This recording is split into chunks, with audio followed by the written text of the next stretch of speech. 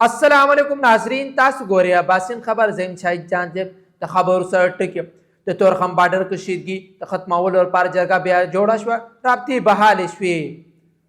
द बारान सिस्टम पाकिस्तान ता दाखिल चो बारान बचीर तकीगी द खबर तफसील द तोरखम बॉर्डर कशीदगी द खत्मावल और पारा जरगा बिया जोड़ा शवा राब्ती बहाल शवी द पाक अफगान तोरखम बॉर्डर बांधी रवाने कशीदगी द हवाले ले पारा जरगा बिया जोड़ा शवा د دوانو غاړو رابطې بیرته بحالي شوي دي د پاکستاني جرګې مشر سید جواد حسین کاظمي ویلي د افغان جرګې اعتراضات په نظر کې نیول شوي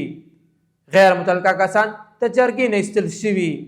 او نوی فهرست افغان چارواکو ته سپارل شوی دی هغه زیاته کړه د مذاکراتو لپاره افغان جرګې نه وخت غوښتل شوی او تمه ده چې په راتلونکي یو یا دوه ورځو کې دواړه جرګې ملاقات وکړي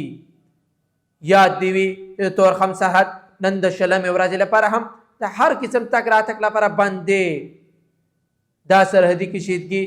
19 ورځې مخکې د افغان ځوانانو لخوا د پاکستان په حدود کې د تعمیراتي کار د وجه پیدا شوی و د جرګې مذاکراتو پر مهال د جنگ بندي تړون به په ځای پاتې شي د باران سیستم پاکستان ته داخل شو باران به چیرته کیږي د محکمه موسمیات له مخې د باران سیستم پاکستان ته داخل شوی د پنجاب په زیاتر ضلعو کې د باران امکان دی د معلوماتو له مخې په لاهور او د پنجاب په زیاتر علاقو کې د نهم نه 14 مارچ پورې د باران امکان شوی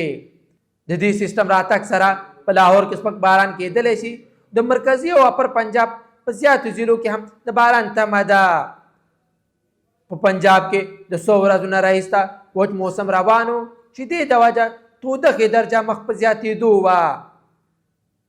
د محکمه موسمیات له مخې نن د لاهور تر ټولو ټیټه تودخه 19 درجې تر ټولو لوړه 19 درجې سینټیګریډ ریکارډ شوې وه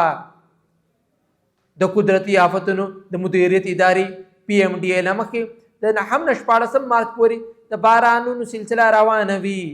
خو نن د باران امکان شته داسې مزید خبرونو لپاره